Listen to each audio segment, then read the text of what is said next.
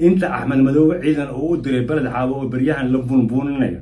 iyo duumal iyo maxamuud sayid aadan waxaan huba ayagoo nool iyo hubkooda in gacan lagu dhigay deegaanadan tagayna waana la difaacaya dhalinyaro wax garad aqoonyahan kulli hubka ayaa la qaadanaya gado waa la isugu tagaya ummadda Soomaaliyeed baa difaacaysa cadow shisheeye iyo jawaasiis shisheeye maxamuud sayid aadan iyo inta la halmaashay iyo duumal iyo axmed maxamed islaam deegaanada weyno ka qabanayna dawlad cusub inaga masiirkeeda aan leenahay ayaa ka dhalan doonta 5 si dhab ah si guud ummadda Soomaaliyeed ugu sheegaya in gobolka gado uu yahay gobolka kaliya uusan Ingiriis iyo Talyaani labadaba aysan gubaysan Itoobiya dalka iyo deegaanka malaha dalkeena waa dal qarameed ee Soomaaliya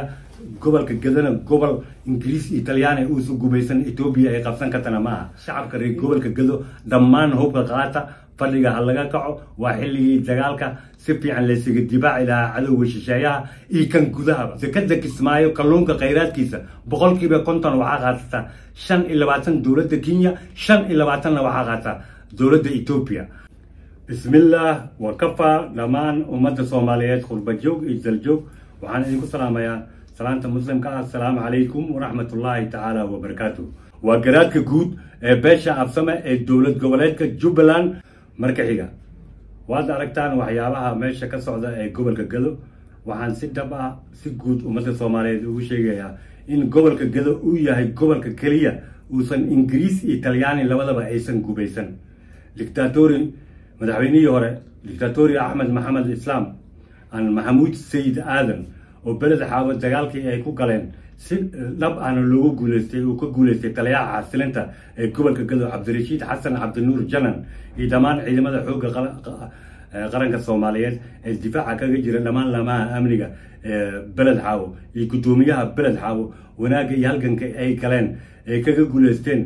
qoladii 13 sano dhagreysay ummadda iyo shacabka reer Jubbaland madaxweynena u sheeganaysay waxyaabaha maanta ay ku dhaqaaqeen shacabka reer gobolka gado dhammaan dhaqanka iyo waxgaradka iyo aqoon-yahanada iyo bulshada qaybaheeda kala duwan dhammaan fadhiga hal laga kaco Itoobiya dalka iyo deegaanka malaha dalkeena waa dal qarameed ee Soomaaliya gobolka gadana gobol Ingiriis iyo Talyaani uu soo gubaysan Itoobiya ay qabsan kartana maaha inta Axmed Madaw ciidan oo diray balad xaabo baryahan la bunbuninayo iyo duumal iyo maxamuud sayid aadan waxaan huba ayagoo nool iyo hubkooda in gacan lagu dhigayo aan ka guuleysanayno waxaan dawladeena qaran ee federaal ugu horeeyo wasiirka gaashaandhigga Axmed Macalin Fiqi sida ugu dhaqsaha badan jawaab cad inuu siiyo dawladda Itoobiya labada dawladood ee dariska ah naga dhaxaysa daris wadaaga iyo wanaaga iyo horumar daleed iyo shacab oo labada deegaanba kala degan oo Soomaali ah in ay dhowraan xuquuqda darisnimo waajibaadka qarameedna uu u dhaqaaqo ciidamada xoogga dalka qaranka Soomaaliyeed shacabka reer gobolka gado dhammaan hubka qaata fadhiga hal laga kaco waa xilligii dagaalka si fiican la isaga dibaaci lahaa cadowga shisheeyaha iyo kan gudahaba Ahmed waa madaxweynihii hore waxaan doonaynaa caasimadda labaad ee Jubbaland ee Garbaharey oo 13 sano marna uusan ka digin dhaqaalihii World Bank iyo WFP iyo FAO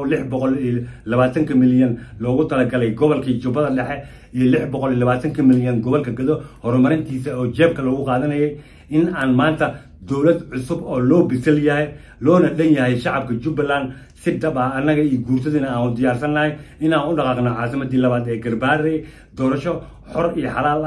ah meesha ay noogu dhacdo dawladeena qaran ee federaalna ay garwadeen ka noqoto waxaan muddo ka qaylinay ummadda Ilaahay garaadka maxaa arintan uu kaga hadlaa maanta inay ogaanayaan waxyaabahan ka hadlay zakada Kismaayo kalluunka khayraadkiisa boqolkiiba 50 waxa qaata 25 dawladda Kenya 25 waxa qaata dawladda Itoobiya zakada Kismaayo canshuurta shacabka bulshada ee gobolka Jubbada Hoose qaasatan degmada Kismaayo iyo afmadow canshuurta ka timaada boqolkiiba 25 dawladda Kenya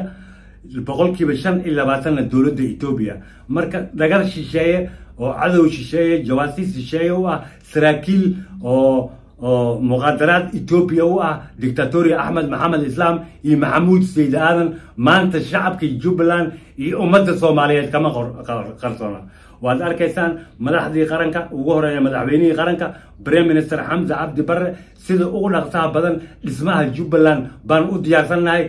hanolo dedejiyo sida wanaagsan aan ku dhisi karno madaxweyne cusub oo dhaqaalihii iyo maamulka deegaankana uu kula wareego doorasho xor iyo xalaalna ay garbaharay nooga dhacdo waan hubnaa gobolka gado cid gumaysatay talyaani iyo ingiriisna ma leh wayna difaacayaan cadow shisheeyena way ka difaacayaan jawaasi shisheeye u adeegaysana way ka qabanayaan sidaan ognahay sidaan inaad dareensanataan horumar daleed iyo dhuleed inaan u dhaqaaqno cadowga shisheeyaha dalka laga qabto ciidamada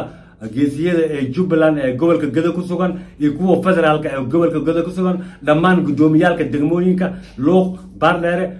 Balad Xaawo dhammaan inay noo sii diyaar garoobaan iyo caasimadda labaad ee Jubbaland gudoomiyaha gobolka Gado Cabdullaahi Shimbir soo dhaweynta bulshada iyo shirweynaha Jubbaland cusub lagu dhisay dawladeeda inay noogu diyaar garoobaan annagana aan ka diyaarsanahay dhammaan musharaxiinta Jubbaland heerka madaxweynenimo inay diyaar garoobaan dhaqankeena wuu diyaar garoobay shacabkeena cadow shisheeye ku daawamayno deegaanadan tagaynaa waana la difaacayaa dhalinyaro waxgarad aqoon-yahan kulli hubka ayaa la qaadanaya Gado waa la isugu tagayaa ummadda Soomaaliyeed baa difaacaysa cadow shisheeye iyo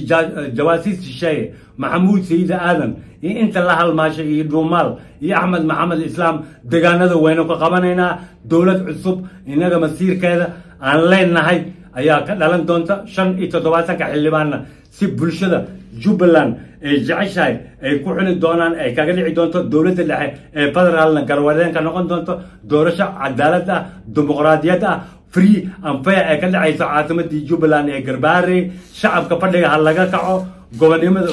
oo dirirkiya bilowday deegaanka inaan difaacno cadow shisheeye oo duulaanka ku ah labada dawlad dariska ah waxaan ugu baaqayaa maanta ama idin roontahay in aad doortaan darisnimada waad ogeedeen dawladii Maxamed Cabdullaahi Farmaajo ciidamadii qaranka ee xoogga dalka iyo dawladda Kenya wixii dhaxmaray maanta dad ehelanahay dad darisanahay deegaanka masiirkiisa in aadan lug ku lahayn aadan garab siinayn dictatori Ahmed Maxamed Islaam idinka Ethiopia cad waa inaad cadaysaan haddaadan cadaynina in deegaanada aan idinka qabanayno dawlad cusubna aan dhisi karno awoodna aan u leenahay dalkeena difaacitaankiisa ummadda Soomaaliyeedna markii cadow shisheeye soo galo ayay midowdaa deegaankana wuu midooway